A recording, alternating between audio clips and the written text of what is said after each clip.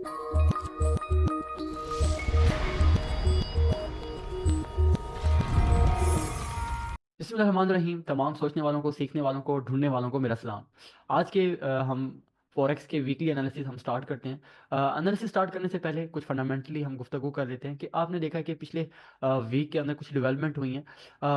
सबसे पहले मैं डॉलर के इंडेक्स की बात करता हूँ, फिर हम चार्ट के ऊपर आता हूँ।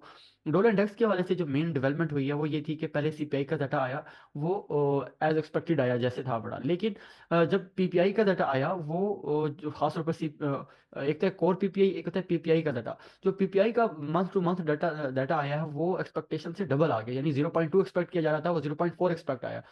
जिसने मार्केट के अंदर दो चीज़ें डेवलप की हैं। पहली, डॉलर के अंदर जो स्ट्रेंथ डेवलप हुई है कि यार ये इस मंथ जो एफओएमसी की मीटिंग है, इस मंथ तो चलो ये 25 बेसिस रेट कट कर देंगे, लेकिन आने वाले दिनों में जैसे महंगाई बढ़ रही है प्रोड्यूसर एंड के ऊपर भी और कंज्यूमर एंड के ऊपर भी, ऐसी सिचुएशन में federal reserve bank of America मजीद रेट कट नहीं करेगी। तो मे भी रेट पॉज आ जाए, नेक्स्ट रेट पॉज आ जाए। ये जो चीज़ थी डॉलर के अंदर एक क्या कहते हैं वीकनेस का सबब बनी है। तो अब ये सारी चीज़ें हम चार्ट के अंदर देखते हैं कि आया चार्ट के अंदर वो क्या क्या चीज़ें थी, और अब नेक्स्ट मार्केट की मूव क्या हो सकती है। और स्पेशली गोल्ड का इस पूरी सिचुएशन में, एक तो गोल्ड की अगर मैं बात करूं तो सबसे पहले मैं बात करता हूँ सेंटीमेंट की, बात करता हूँ सेंटीमेंट की। मैं बात करता हूँ आजकल जो मार्केट के अंदर जो चीज़ है पड़ी, वो है टैरिफ मैन। अब ये टैरिफ मैन किसको कहा जाता है? ये ट्रंप को कहा जाता है कि ट्रंप किस तरह से चाइना और बाकी कंट्रीज के ऊपर क्या कहते हैं सैंक्शन लगाता है। आपको पता है कि जो फिजिकली वार से भी ज़्यादा खतरनाक है वो है फाइनेंशियल वार। तो वो सारी चीज़ें आने वाले 4 सालों में आप देखेंगे कि एक टैरिफ मैन, मैं ट्रंप की बात कर रहा हूँ, तो उसने 4 साल मार्केट के अंदर रहना है। तो डॉलर जो है बहुत ज़्यादा एक टफ होने लगा है आने वाले दिनों में। तो जो जिन्हें फंडामेंटल का नहीं पता, वो इस टैरिफ मैन को कैसे हैंडल करेंगे, उसकी उसकी मूवमेंट को, उसकी साइकोलॉजी को कैसे समझ के आपने फंडामेंटल को देखना है, और फंडामेंटल को फिर अपने टेक्निकल के साथ कैसे अलाइन करना है। तो हमारा एक कोर्स भी इसी दिसंबर में स्टार्ट है, जिसका हमने एक मामूली सी फीस रखी है। मैं कोर्स डिटेल और सारी चीज़ें मैं क्या कहते हैं इस वीडियो की डिस्क्रिप्शन में दे दूंगा। जिसने भी ये कोर्स ज्वाइन करना है और वो चाहता है कि अपनी बेहतर तरीके से अपनी जर्नी स्टार्ट करे फॉरेक्स की, तो वो स्टार्ट कर सकता है। चले हम एक गो थ्रू कर लेते हैं मार्केट को। सबसे पहले मार्केट को गो थ्रू करने के लिए,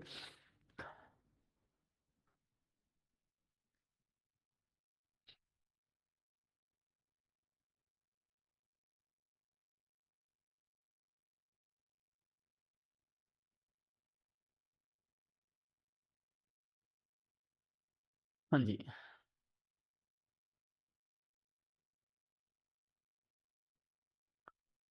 अ, हम स्टार्ट करते हैं जी। सबसे पहले ये मैं गोल्ड का चार्ट ओपन कर लेता हूँ, डॉलर इंडेक्स का।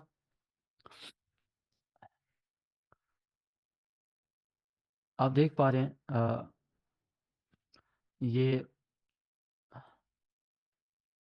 ये एफएमसी के बाद एफओएमसी बुलिश आई, और उसके बाद मार्केट की सारी जो मूवमेंट है वो बुलिश में हुई है। एफ एफ सॉरी एनएफपी की मैं बात कर रहा हूँ। एनएफपी ने इसमें यहाँ एसल हंटिंग की है। उसके बाद मुसलसल ये बाई में ही जा रहा है। अब नेक्स्ट कहाँ तक बाई में जा सकता है, इसका अगर मैं टेक्निकली लेवल देखूं, तो प्राइस अपने लेवल तक तो पहुंची हुई है, और यहाँ पर प्राइस का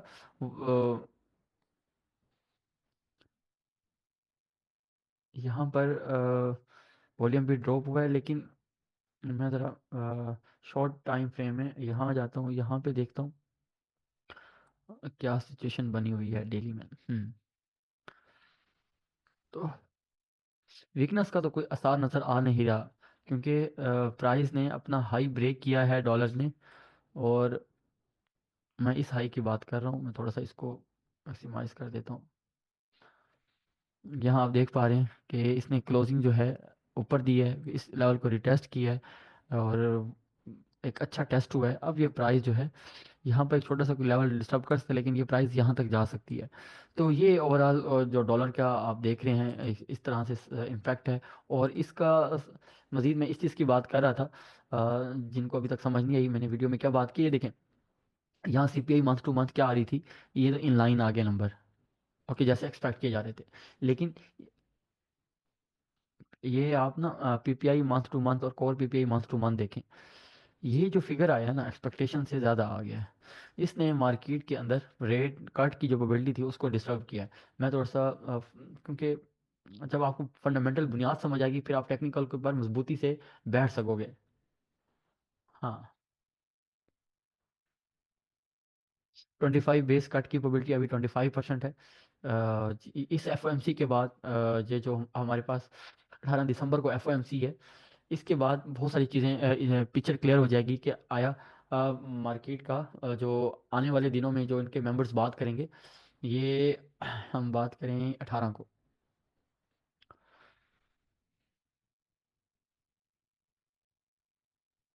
18 को आप देख पा रहे हैं रात को ये स्टेटमेंट है, ये प्रोजेक्शन है, ये फाइनल, ये 25 बेसिस रेट कट की जो प्रोबेबिलिटी है, ये सारी चीज़ें मज़ीद क्लियर हो जाएंगी 18 दिसंबर को। हमें गोल्ड और इसकी इनकी डायरेक्शन का, डॉलर की डायरेक्शन का सही पता लग जाएगा। अब ज़रा हम गो थ्रू कर लेते हैं, गोल्ड से शुरू करते हैं अपने एनालिसिस। वो से दोस्त गोल्ड को ट्रेड कर रहे होते हैं तो वो मुझसे पूछते हैं कि यार गोल्ड का क्या करना है।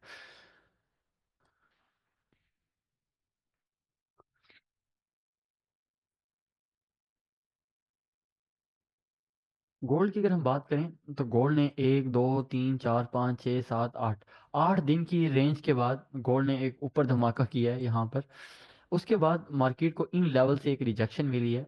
देख पा रहे हैं, यहाँ से रिजेक्शन मिली, इसने फॉल आउट किया, यहाँ से डायरेक्शन रिएक्शन मिली, इसने फॉल आउट किया। लेकिन इस सिचुएशन में यहाँ से अगेन ये लेवल फिर रिजेक्ट हुआ। अब यहाँ यहाँ की रिजेक्शन और यहाँ की रिजेक्शन और यहाँ की रिजेक्शन में ना फर्क है। मैं इसे दो हिस्सों में तकसीम कर देता हूँ।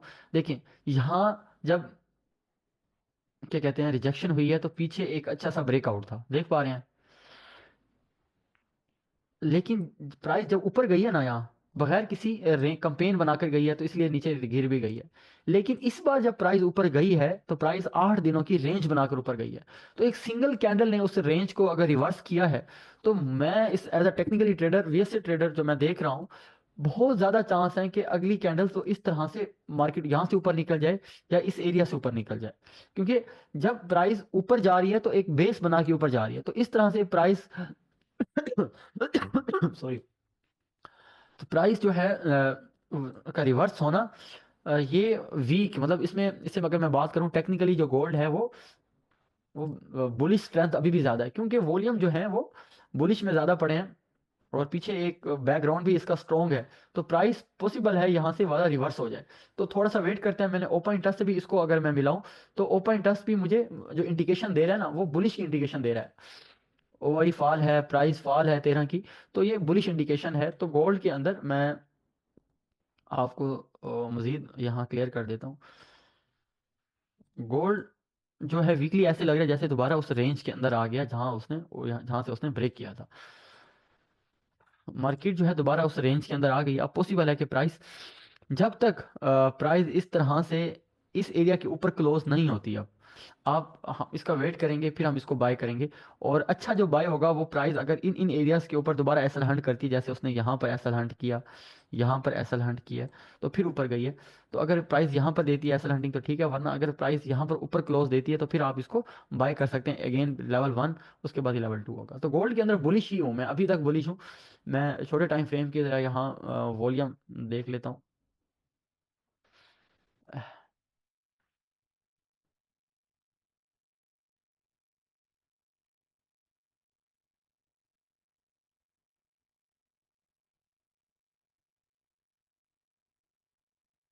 मार्केट के अंदर जो है ना अभी सेलिंग प्रेशर तो है। हाँ हाँ, प्राइस का ये जो स्ट्रॉन्ग लेवल था ना, ये स्ट्रॉन्ग लेवल यहाँ पर प्राइस ने उस स्ट्रॉन्ग लेवल को नीचे क्लोज किया, रिटेस्ट किया, फिर नीचे आया। हाँ, अब H1 में देख लेते हैं। गोल्ड के अंदर ना छोटे टाइम फ्रेम में सारी वीकनेस ही वीकनेस है, सारी वीकनेस है। तो ये वीकनेस आपको पता है कैसे जो है डिसॉल्व होगी। तो सबसे पहले प्राइस क्या करे, इन इन एरियाज के ऊपर, ये एक एरिया पड़ा है शायद इस एरिया से यहाँ पर प्राइस यहाँ एक रेंज कर जाए यहाँ इस तरह से। उसके बाद एफओएमसी के बाद ये यहाँ से उठ जाए यूँ। तो गोल्ड को थोड़ा सा वेट करें, इस तरह यहाँ से बाय ना कीजिएगा गोल्ड को। गोल्ड जो है फिलहाल बड़े टाइम फ्रेम में वीकनेस स्ट्रेंथ दिखा रहा है और छोटे टाइम फ्रेम में वीकनेस दिखा रहा है। तो जब तक प्राइस यहाँ ऊपर क्लोज नहीं होती, इन एरियाज के ऊपर क्लोज नहीं होती, तब हम इसको बाय नहीं करेंगे। जब तक प्राइस 55 से नीचे नीचे प्राइस है तो गोल्ड सेल के अंदर है। 55 के ऊपर जाता है कोई इस तरह से छोटे टाइम फ्रेम में भी हाई ब्रेक करे तो बाय कीजिएगा। गोल्ड में अभी तक बाइंग नहीं है, वीकनेस है और स्ट्रेंथ, बड़े टाइम फ्रेम में स्ट्रेंथ नहीं है। लेकिन वो स्ट्रेंथ, मैं दोबारा बता रहा हूँ, सब चीज़ें मिक्स हो रही हैं। बड़े टाइम फ्रेम में डॉलर के अंदर वीकनेस नहीं शो हो रही, ओके, छोटे टाइम फ्रेम में वीकनेस शो हो रही है। लेकिन क्या वो वीकनेस सेल के अंदर ट्रेड होने वाली है कि नहीं है, या बाय के अंदर ट्रेड होगी, ये जब तक आपको प्राइस इससे ऊपर क्लोज होती है तो समझ जाइएगा कि गोल्ड के अंदर दोबारा स्ट्रेंथ जनरेट हो रही है। अगर ये इन एरिया से नीचे नीचे रहता है तो आप इसको सेल कर सकते हैं कहाँ तक, 26-20 तक तो ये मुझे लगता है आ सकता है ये। तो ये एक अच्छा लेवल हो सकता है। और बाय करने के लिए प्राइस अगर इस तरह से हाई ब्रेक करती है तो तब भी बाय कीजिएगा। ओके, ये गोल्ड के एनालिसिस है, थोड़ा सा मिक्स है। तो और कर लेते हैं कि जीबीपी जेपीवाई के एनालिसिस। जीबीपी जेपीवाई आपको पता है इनकी जीडीपी वीक आई है, तो एक खूबसूरत रिटेस्ट पे ये गया हुआ है। तो जीबीपी जेपीवाई के अंदर वीकनेस है। और मैं जेपीवाई के पेयर को ट्रेड कर रहा हूँ इन दिनों। तो जेपीवाई को मैं देखूँ तो इसकी क्या पोजीशन है, जो जेपीवाई के अंदर ट्रेड कर रहे हैं।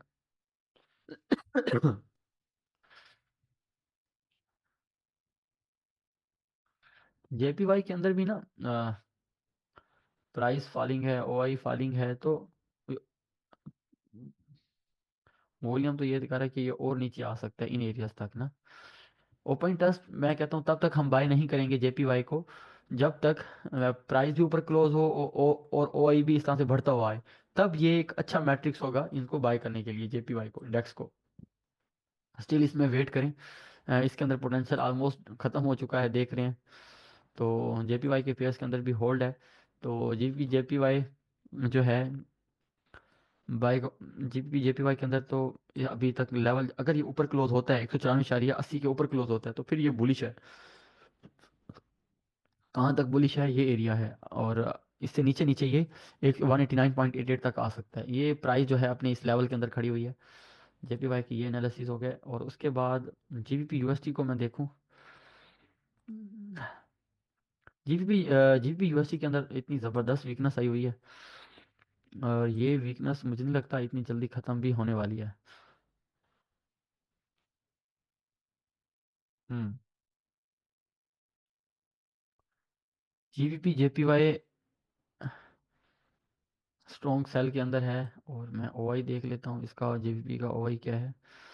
सिंपल ये है कि ओआई जो है वो ड्रॉप हुए हैं, कैंडल भी नीचे आई है। ये बता रही है कि मार्केट के अंदर जो बिग प्लेयर है वो अभी भी, ये बायर की ट्रेड स्विच हो सकती है, लेकिन नया सेलर ऐड नहीं हुआ इनके अंदर। मजीद है ओआई कंफ्यूजिंग है और टेक्निकल भी इनके साथ अलाइन नहीं कर रहा। यूरो यूएसटी का मैं देख लेता हूँ। यूरो यूएसटी की न्यूज़ भी आ रही थी। यूरो आखिरी पेयर है, यूरो को मैं देख लेता हूँ।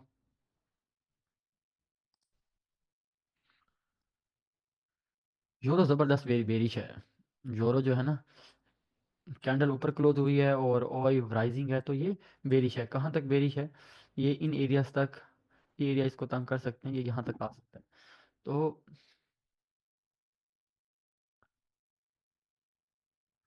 उफ,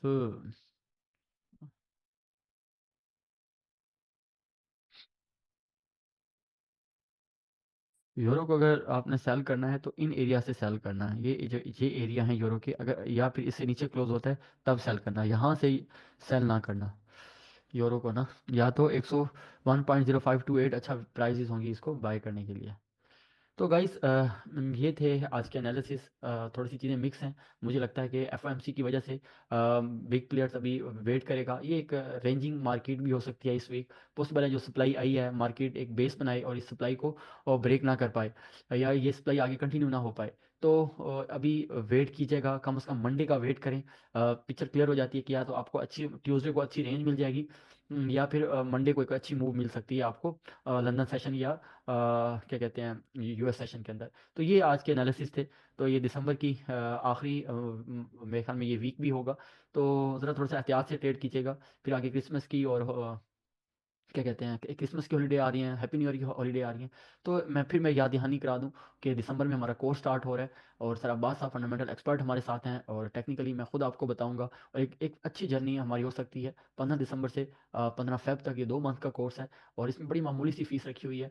तो जितने भी दोस्त हैं जो फॉरेक्स के अंदर आना चाह रहे हैं और फॉरेक्स में एक अपना नाम बनाना चाह रहे हैं, तो मेरी सबसे गुजारिश है कि अपने इस सफ़र को, इस जो बगैर समझे ट्रेड कर रहे हैं, उन्हें चाहिए कि अपने ऊपर एक मेंटोर रखें जो आपको चेक एंड बैलेंस करे, आपको मार्केट के साथ स्ट्रेंथ दे के, ताकि आप मार्केट को अच्छा से ट्रेड कर सको। उम्मीद है आज के एनालिसिस आपको पसंद आए होंगे। फिर मिलते हैं नेक्स्ट टॉपिक में। अपना बड़ा ख्याल रखिएगा। Take care. अल्लाह हाफिज़।